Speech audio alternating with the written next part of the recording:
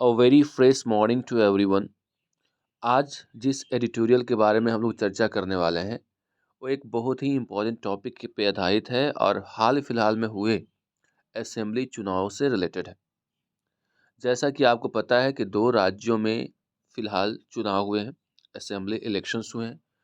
एक है हिमाचल प्रदेश और अगर दूसरी की बात करें तो गुजरात, जिसकी मॉडल की चर्चा वर्षों से हमारे देश में है, विदेशों में है और साथ ही उस मॉडल के बदौलत ही आज हमारे देश के प्रधानमंत्री मोदी जी बने हुए हैं। तो इसकी चर्चा होनी चाहिए। तो आज के एडिटोरियल में बात करेंगे Gujarat as a model. You can see this is the title of this editorial. आपको पता है और होना भी चाहिए कि 1 से 5 दिसंबर तक हुए असेंबली चुनाव में गुजरात में इस चुनाव को 2 फेज़ में कंडक्ट किया गया। 2 फेज़ में कंडक्ट किया गया और आपको ये भी पता होना चाहिए कि टोटल 182 मेंबर्स के लिए, यानी जो असेंबली की जो सीट्स है गुजरात में वो टोटल 182 है। और कोई भी पार्टी जो सत्ता में आना चाहती है उसके लिए सत्ता की दरवाज़ा तब खुलेगी जब वो कम से कम 92 सीट्स लेकर के आएगा। यानी कुल मिलाकर के 182 असेंबली सीट्स के लिए ये चुनाव हुए थे गुजरात में, जिसमें 92 जो था वो क्वालिफाइंग मार्क्स था, यानी नंबर था जो इसके बाद सरकार बनती। अब बात आती है परफॉर्मेंसेस की। तो बात करें अगर परफॉर्मेंसेस की तो 182 सीट्स में रिकॉर्ड तोड़ अगर कोई आज तक गुजरात के इतिहास में सीट्स लाया है तो पार्टी बन गई है बीजेपी। और सबसे बड़ी बात यह है कि 827 ईयर के एंटी इनकम्बेंसी के बावजूद भी, 27 साल के सत्ता विरोधी लहर के बावजूद भी, कई मीडिया हाउसेज के सर्वे के बावजूद भी इस रिकॉर्ड को तोड़ने में बीजेपी पार्टी कामयाब रही। 27 साल तक शासन करने के बाद अगर कोई पार्टी इतना, यानी टोटल 156 सीट्स लाती है तो एक बहुत बड़ी उपलब्धि मानी जाएगी। और ये मानने की बात नहीं है, ये हासिल करके दिखाया है बीजेपी पार्टी ने, जिससे ये पता चलता है कि अभी भी गुजराती यानी गुजरात के लोग नरेंद्र मोदी को अपना और अपना सब कुछ मानते हैं। और ऐसी स्थिति में उनके चेहरे पे लड़ा हुआ चुनाव, जिसके कारण नतीजे जो आप सामने देख रहे हैं 156 का जो आंकड़ा है वो अपने आप में बहुत कुछ कहता हुआ यहाँ पे दिख रहा है। अब हम लोग इस एडिटोरियल में बात करेंगे कि आखिर क्या-क्या जो फैक्टर्स रहे जो बीजेपी को इतने सीट्स देने में और इतनी बड़ी कामयाबी देने में कारक बने। साथ ही बात करेंगे कि जो कांग्रेस का परफॉर्मेंस है या फिर आम आदमी पार्टी जो तीसरी पार्टी वहाँ पे लड़ने गई थी, कैसे उसका क्या हो गया? ये सारी बातों की चर्चा होगी। तो शुरुआत करते हैं। सबसे पहले तो नाकामी हुए कांग्रेस की, जिसकी वजह से यहाँ पे बीजेपी इतनी बड़ी सीट्स लाई। और इसमें आप देख सकते हैं कि लिखा हुआ है कि the Bharatiya Janata party the Bharatiya Janata party should craft मतलब होता है डिजाइन करना, अ मोर इम्फैटिक मतलब होता है जोरदार, इम्फैटिक का मतलब जोरदार, गवर्नेंस पैराडिम, पैराडिम का मतलब होता है मॉडल। यानी कह रहा है कि अब जो है बीजेपी को क्या करना चाहिए कि एक नया, एक इम्फैटिक मतलब जोरदार और भी ताकतवर मॉडल लाना चाहिए। कहाँ? तो गुजरात में। कहाँ लाना चाहिए इसे? इसे गुजरात में लाना चाहिए। क्या करने के लिए? कि गवर्नेंस का एक मॉडल के रूप में, कल भी हम लोगों ने पढ़ा था कि हिमाचल प्रदेश में कांग्रेस को एक नए तरीके के मॉडल पूरे देश के सामने रखना चाहिए गवर्नेंस का। उसी प्रकार गुजरात को एक नया मॉडल, एम्फैटिक मॉडल क्राफ्ट करना चाहिए, बनाना चाहिए। और वो जो मॉडल होगा वो गवर्नेंस का जो पैराडिम का मतलब होता है मॉडल, ठीक है? तो कुल मिलाकर के अगर बात करें तो यहाँ पे कहा जा रहा है कि भारतीय जनता पार्टी को और भी ज़्यादा एम्फैटिक मतलब जोरदार गवर्नेंस का एक मॉडल प्रस्तुत करना चाहिए, बनाना चाहिए। अब आगे बढ़ते हैं। भूपेंद्र पटेल, आपको पता होगा कि वहाँ के जो नए सीएम, इससे पहले भी वही सीएम थे, लेकिन फिलहाल जब चुनाव जब भारतीय जनता पार्टी जीत गई तो फिर से उनको एक बार मौका दिया गया। Bhupendra Patel who on Monday टूक ओथ। पटेल जो मंडे को ओथ लिए यानी शपथ लिए एज गुजरात चीफ मिनिस्टर, किस तौर पे? गुजरात के चीफ मिनिस्टर के तौर पे, फॉर अ सेकेंड टर्म, दूसरे टर्म के लिए। Is the third person to succeed Narendra Modi in the state, जो कि तीसरे ऐसे व्यक्ति हैं जो कि मोदी के बाद ऐसा करने में कामयाब रहे। Mister Patel enjoy the complete confidence of mister Modi. इसमें आप देख सकते हैं कि मिस्टर पटेल को क्या फ़ायदा हुआ है कि उन्होंने पूरा कॉन्फिडेंस, जो विश्वास है मोदी में, उसको वो इंजॉय कर रहे हैं। Whose popularity won the day for the Bharatiya Janata party. Modi जिनकी पॉपुलैरिटी, लोकप्रियता की वजह से ये दिन जो है आज आया है भारतीय जनता पार्टी के लिए, और ये दिन जीत लिया है, यानी ये इलेक्शन जीत लिया है। कहने का मतलब ये हुआ कि भूपेंद्र पटेल भले ही चीफ मिनिस्टर हों या फिर चीफ मिनिस्टर चुने गए हों, लेकिन वो जो दिन है, वो जो चीफ मिनिस्टर की कुर्सी है, वो किसके वजह से आई है? मिस्टर मोदी की पॉपुलैरिटी की वजह से, मिस्टर मोदी में लोगों के विश्वास की वजह से आई है। इसलिए कहा गया है कि he is enjoying the complete confidence of Modi. Modi के कंप्लीट जो कॉन्फिडेंस है, विश्वास है, उसको एन्जॉय कर रहे हैं, यानी इसका ये मज़ा ले रहे हैं। कौन? मिस्टर पटेल।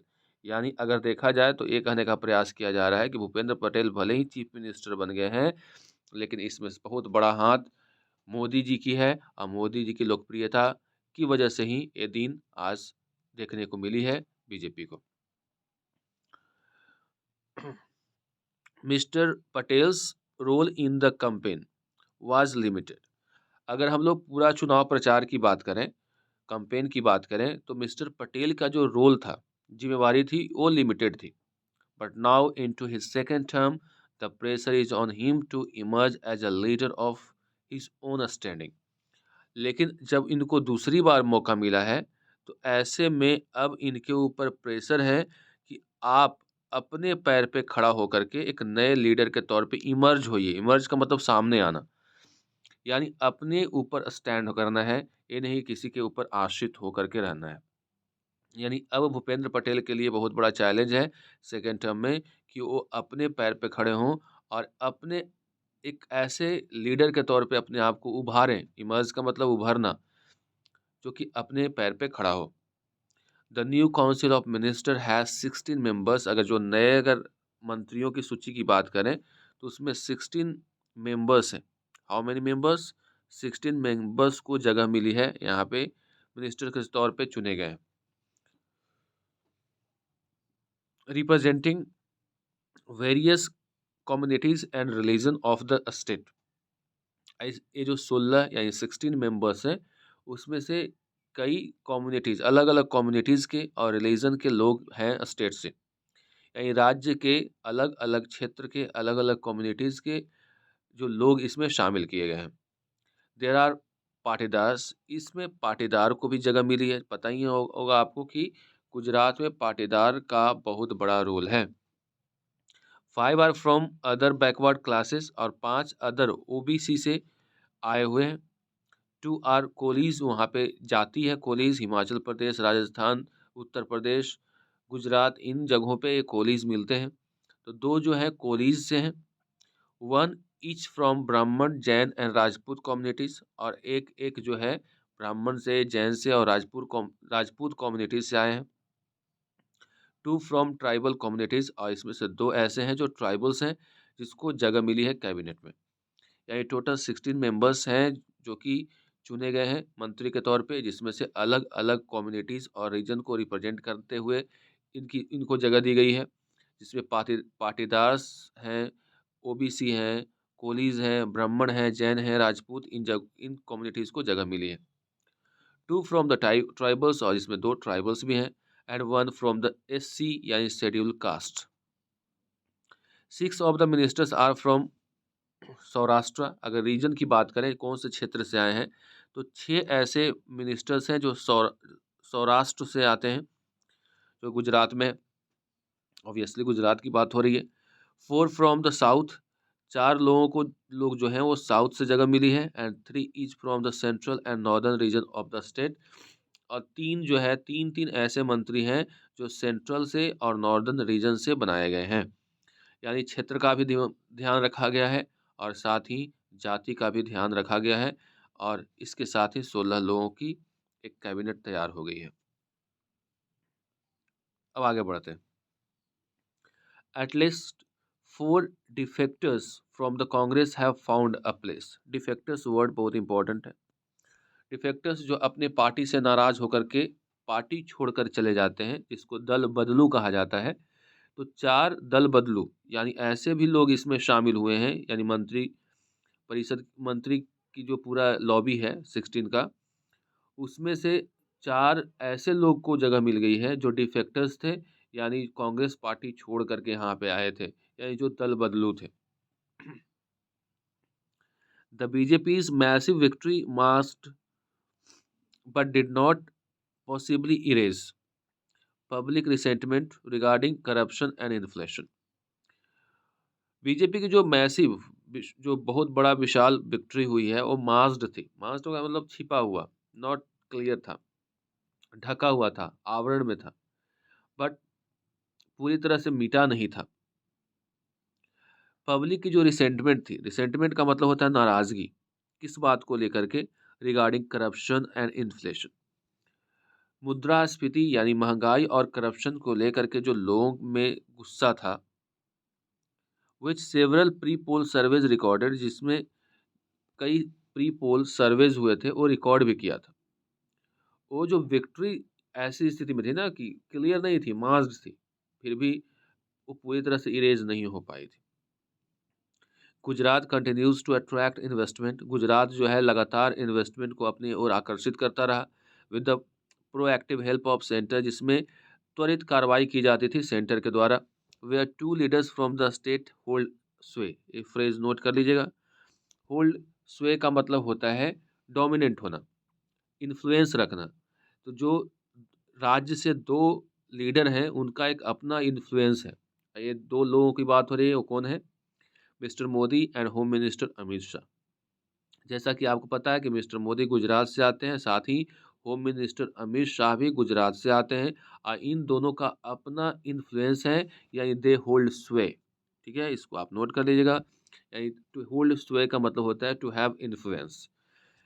तो सेंटर जो है अक्सर इस मदद करती रही है इस राज्य को, और ऐसे में जो इन्वेस्टमेंट है यहाँ पे काफ़ी आते हैं। But that alone will not suffice, लेकिन एक केवल पूरी तरह से पर्याप्त नहीं है। सफाइस का मतलब पर्याप्त है यहाँ, और नॉट सफाइस का मतलब पर्याप्त नहीं है। तो ये जो अकेला है वो सफाइस नहीं है। The new government already has its plate full, जो नई सरकार है उसके पास बहुत कुछ है करने को। अब नई सरकार क्या कर सकती है? Tackling unemployment rates must be high priority. सबसे पहले जो अनएम्प्लॉयमेंट है, बेरोजगारी की जो दर है, उसको टैकल करना, उसका सामना करना सबसे बड़ी प्रायोरिटी, प्रमुखता से इस पे ध्यान देने की ज़रूरत है। पहला काम तो सरकार को यही करनी चाहिए कि बेरोजगारी को दूर करने का ठोस कदम उठाना चाहिए, particularly in the rural areas, खास करके वैसे एरिया जो रूरल है, जो ग्रामीण एरिया है, and the tribal belt of the state, और जो कि ट्राइबल एरियाज हैं जहाँ पे आदिवासियों का गढ़ है, इन जगहों पे अनएम्प्लॉयमेंट दूर करने की कोशिश होनी चाहिए। इंश्योरिंग ट्रांसपेरेंसी इन गवर्नमेंट, इसमें और क्या करना चाहिए कि सरकार की जो ट्रांसपेरेंसी है, ट्रांसपेरेंसी का मतलब होता है निष्पक्षता, ठीक है, साफ सुथरा जो छवि है उसको सुनिश्चित करने की ज़रूरत है। किसी प्रकार का कोई छुपा हुआ हिडन कुछ ऐसा नहीं होना चाहिए, ट्रांसफ़र होना चाहिए, है ना? पारदर्शी होना चाहिए। तो सरकार की पारदर्शिता जो है उसको सुनिश्चित करने की ज़रूरत है। Is an immediate challenge for the new government, लेकिन ये सरकार के लिए फ़िलहाल सबसे बड़ी चैलेंज के रूप में है। The weakening of a state capacity due to contract employment has aggravated governance challenges in recent years, और हाल फिलहाल के दिनों में जो कॉन्ट्रैक्ट जॉब्स मिल रहे हैं अलग-अलग राज्यों में, जिसमें गुजरात भी एक है, इसने प्रॉब्लम्स को, अनएम्प्लॉयमेंट को और भी बढ़ा दिया है हाल फिलहाल के सालों में। In the social sector, education, health and nutrition, spending and outcomes are not commensurate with the state's status of prosperity। अब कह रहा है कि जो सोशल सेक्टर हो गया, एजुकेशन हो गया, हेल्थ हो गया, न्यूट्रिशन हो गया, इसमें जो स्पेंडिंग हो रही है, जो खर्च हो रहे हैं या इसका जो परिणाम आ रहा है, वो राज्य का जो एक स्टेटस है कि वो प्रोस्पर है, यानी धनी राज्य है, उसकी प्रोस्पेरिटी के अनुरूप नहीं है। कमेंसुरेट का मतलब क्या होता है? के अनुरूप। यानी कहने का मतलब ये हो गया कि जो पैसा खर्च किया जा रहा है या जो रिजल्ट देखने को मिल रहा है सोशल सेक्टर में, हेल्थ सेक्टर में, न्यूट्रिशन के सेक्टर में, एक राज्य जो कि प्रोस्पेरिटी के लिए जानी जाती है, उसके स्टेटस के अनुरूप नहीं है। तो कमेंसरेट का मतलब होता है के अनुरूप, इसको नोट कर लीजिएगा। This may have contributed to the penetration of the Aam Aadmi party, और इसके वजह से यहाँ पे आम आदमी पार्टी का पेनिट्रेशन हुआ है। पेनिट्रेशन का मतलब ये हुआ कि उसमें दखल अंदाजी कह सकते हैं, यानी जो वोटर थे उसमें उनकी पैठ हुई है। यहाँ पे ये समझ सकते हैं सिंपल लैंग्वेज में, यानी आम आदमी की जो पैठ हुई है वो किसकी वजह से हुई है? इन्हीं नाकामियों की वजह से हुई है। यानी वहाँ जो कोर वोटर्स हैं उनमें वो पेनिट्रेट करने का प्रयास कर रहे हैं, घुसने का प्रयास कर रहे हैं। और आम आदमी पार्टी कोशिश कर रही है कि ट्राइबल जो बेल्ट है, जहाँ पे अनएम्प्लॉयमेंट है, नाराज़गी है, उसमें अपना पेनिट्रेशन किया जाए, where people experience a distance from Gujarat famed growth model. और ये जो पार्ट हैं, जो ट्राइबल बेल्ट हैं, वो गुजरात के जो फेम मॉडल है, जो नामी मॉडल है, उससे इनको दूर रखा गया है, ये दूर रखे गए हैं। Economic development has remained robust under BJP rule. Economic जो डेवलपमेंट है वो हमेशा से बूस्ट करता रहा है बीजेपी के रूल में, but the benefits have been largely concerned by the upper segments of the society. लेकिन इसका जो फ़ायदा है वो किसको ज़्यादा मिला है? जो अपर सेक्शन है सोसाइटी के, या फिर कुछ देख लें कि कुछ ऐसे सेक्शन जो ओबीसीज में आते हैं, उनको वहाँ पे फ़ायदा मिला है। Mostly upper caste and a few powerful section of the OBCs. In terms of per capita net state domestic product, Gujarat is among the better states. अगर बात करेंगे कि अगर सीपीआई देखें या फिर per capita net state domestic product देखें, यानी जीडीपी देखें, एसजीडीपी, उसमें गुजरात जो है अच्छे राज्यों में अच्छा प्रदर्शन करती आई है, एंड इज रैंक्ड सिक्स्थ। एक छठा ऐसा राज्य है जिसका जो कि एक एस जीडीपी के मामले में है। 2020-21 का ये आंकड़ा है। But the state being rank 26 among 30 states in stunning. लेकिन अगर हम लोग 19-20 की बात करें तो इसका पोजीशन 26वां था 30 में। And on several other parameters, अगर कुछ और भी पैरामीटर्स की बात करें, कुछ और पैमाने की बात करें, tales a story of persistent under development, तो ये बतलाता है कि गुजरात अब अंडर डेवलपमेंट की ओर आ गया है। Mr. Patel should use the renewed political mandate to craft a more emphatic governance model in Gujarat.